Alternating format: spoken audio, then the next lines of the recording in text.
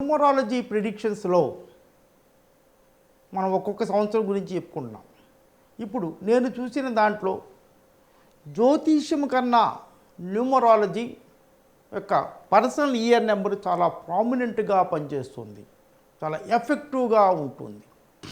మనకి suppose time కుదరకపోతే లగ్నం మారుతుంది, సపోజ్ పాదం మారుతుంది, అలా దాంట్లో కొన్ని ఇబ్బందులు ఉన్నాయి. కానీ అప్రాక్సిమేట్గా డేట్ కనుక తెలిస్తే టైం తెలియకపోయినా ఈ న్యూమరాలజీ ప్రకారంగా పర్సనల్ ఇయర్ నెంబర్ కనుక్కోవచ్చు. ఈ పర్సనల్ ఇయర్ నెంబర్ 2025లో ఎలా ఉంటుందో చూద్దాం. పర్సనల్ ఇయర్ నెంబర్ 1 గురించి చెప్పుకున్నాం. ఇప్పుడు పర్సనల్ ఇయర్ నెంబర్ 2. ఈ పర్సనల్ ఇయర్ నెంబర్ ఎలా కనుక్కోవాలి, ఎప్పటి నుంచి ఇంప్లిమెంట్ చేయాలి అనేది చాలా ముఖ్యం. ఈ పర్సన్ సపోజ్ ఒక వ్యక్తి 10/1/1969లో పుట్టాడు అనుకోండి. ఈ 1969 అక్కర్లేదు మనకి. ఈ 10/1 పెట్టుకొని ఈ సంవత్సరం గురించి రాసుకుందాం. 2025 అంటే 10/1 అంటే 1 1 2 2 2 4 4 2 5 6 5 11 1 + 1 2 అంటే ఈ వ్యక్తికి 10/1/1969లో పుట్టిన వ్యక్తికి ఈ సంవత్సరం అంటే 10 జనవరి నుంచి, అంటే 1 జనవరి నుంచి రాదండి, ఏ డేట్ పుట్టారో ఆ డేటు నుంచే ఇయర్ మారుతుంది. జాగ్రత్తగా అబ్జర్వ్ చేయండి. ఇది ఎవరు ఏ టీవీలోనూ ఎవరు చెప్పరండి, నేను చాలా చూశాను, ఎవరు చెప్పరు. కాకపోతే దిస్ ఈజ్ ఫండమెంటల్ రూల్. ఎవరు ఏ డేటులో పుడితే ఆ డేటులో వాళ్ళకి ఇయర్ నెంబరు మారుతుంది.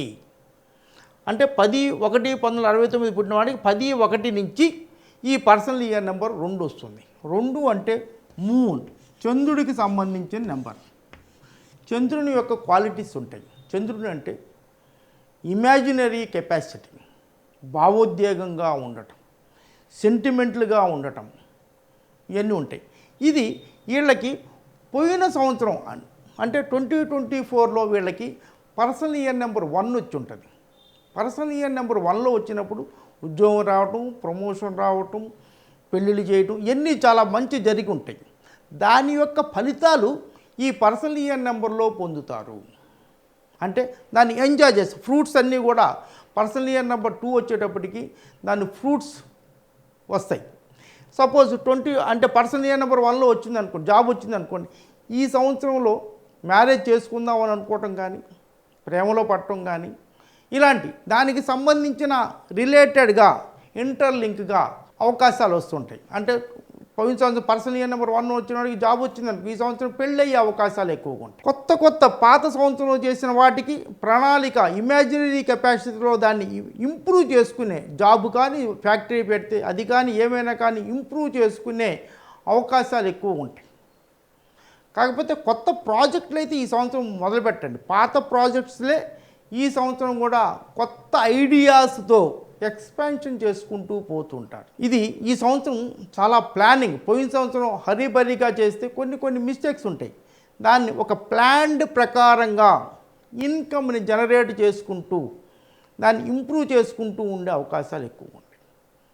తర్వాత సపోజ్ లాస్ట్ ఇయర్ జాబ్ వచ్చింది అనుకోండి, తల్లిదండ్రులు ఎక్కడో ఊళ్ళో ఉంటారు, కుర్రోడు ఇక్కడ హైదరాబాద్లోనే ఏ బొంబాయిలోనే ఉంటారు. అప్పుడు ఈ 2 నెంబర్ అనేది మూను, సెంటిమెంట్. అంటే తల్లిదండ్రులు తెచ్చుకుని వాళ్ళ దగ్గర పెట్టుకోవటం, అది తల్లిదండ్రులతో మంచి రిలేషన్ చేయటం, లేకపోతే అత్తగారితో చాలా జాగ్రత్తగా వాళ్ళని తెచ్చుకొని పెట్టుకోవటం, ఇలా తల్లిదండ్రులతో కానీ ఈ ఫ్యామిలీ రిలేషన్స్ ఉంటాయి.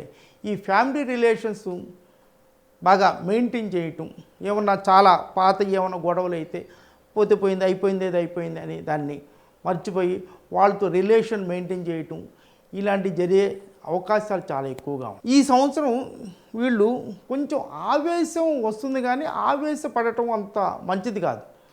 ఇది ఆవేశం వల్ల కొంచెం ఇబ్బందులు అవుతాయి. కాకపోతే కొత్త వాళ్ళు ఫ్రెండ్స్ అవ్వటం కానీ, రిలేటివ్స్లోనే అంటే చాలా దూరంలో ఉన్నవాళ్ళు, అప్పుడప్పుడు వాళ్ళు తెలియక అంటే దూరంగా ఉన్నవాళ్ళు ఈ పర్సనల్ ఇయర్ నెంబర్ 2 వచ్చినప్పుడు వాళ్ళతో అవగాహన ఏర్పడి వాళ్ళతో ఫ్రెండ్షిప్ చేయటం, ఇలాంటివన్నీ జరిగే అవకాశాలు ఎక్కువగా ఉంటాయి. విలాస వస్తువులు కొనటం, విలాసవంతమైన జీవితం గడపాలని అనుకోవటం, ఈ రచనలు ఇలాంటివి చేస్తుంటారు. ఈ ఎక్స్ట్రా కరిక్యులర్ యాక్టివిటీస్ ఉంటాయి. కొంతమంది జాబులు చేసేవాళ్ళు రచనలు చేస్తుంటారు.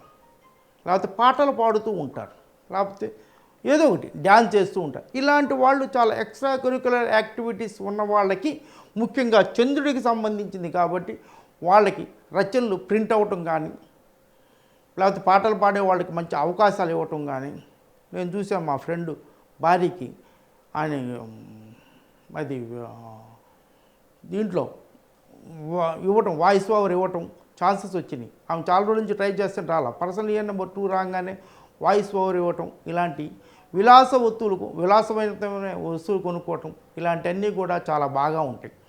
లాస్ట్ ఇయర్ జరిగిన వాటన్నిటికీ ప్లానింగ్ చాలా బాగా ఉంటుంది. It is a very very good year. ముఖ్యంగా మ్యారేజ్ చేసుకుందాం అనుకున్న వాళ్ళకి మ్యారేజ్ అయ్యే అవకాశాలు చాలా ఎక్కువగా ఉన్నాయి. చాలా సంవత్సరాల నుంచి వీళ్ళు రిలేషన్స్ అని ఏదేదో కొత్తగా ఇప్పుడే వచ్చినాయి కదా, వీళ్ళకి మ్యారేజ్లు అయ్యే అవకాశాలు కూడా చాలా బాగా ఉన్నాయి. ఇంకా ఈ సంవత్సరం ఇంకా బాగా ఉండటానికి వీళ్ళ ఇన్కంలో ఒక 2% దానం చేయండి. దానం ఈజ్ మోస్ట్ ఇంపార్టెంట్. ఎవరైనా మీ ఇన్కంలో ఒక 2 to 10% దానం చేయగలిగితే అన్నెసరీ ఎక్స్పెండిచర్లు అన్నీ పోతాయి. దానం చేయకపోవటం వల్లే అన్నెసరీ ఎక్స్పెండిచర్ వస్తాయి. ఏదో కారుకి రిపేర్ రావటం, కారు ఏదో స్తంభానికి గుద్దటం, అనవసరంగా 70,000 ఖర్చు, దాని అయ్యే బదులు దానం చేయగలిగితే నీడీ పీపుల్కి, మీ ఫ్యామిలీలో మీ తండ్రి తరపు వాళ్ళకి, లేకపోతే తల్లి తరపు వాళ్ళకి, తర్వాత లేకపోతే మన చుట్టాలకి, ఎవరికైనా నీడీ పీపుల్కి ముందు ఎడ్యుకేషన్ పరంగా, మెడికల్ పరంగా కనుక హెల్ప్ చేయగలిగితే అన్నెసరీ ఎక్స్పెండిచర్ తగ్గుతాయి. నేను ప్రాక్టికల్గా చూశాను. అన్నెసరీ ఎక్స్పెండిచర్లన్నీ తగ్గటం, జీవితం చాలా మనకి ఎప్పుడైతే దానం చేశామో, ముందు కొనుక్కొని డబ్బులు వేసుకొని మీరు కొనుక్కొని మందులతో నేను జబ్బు తగ్గిందని అనుకుంటాను. అప్పుడు మనకు ఒక రకమైన హార్మోన్స్ బ్యాలెన్స్ అవుతాయి. ఎప్పుడైతే బాడీలో హార్మోన్స్ బ్యాలెన్స్ అవుతాయో మనకు ఆరోగ్యం కుదుట పడుతుంది.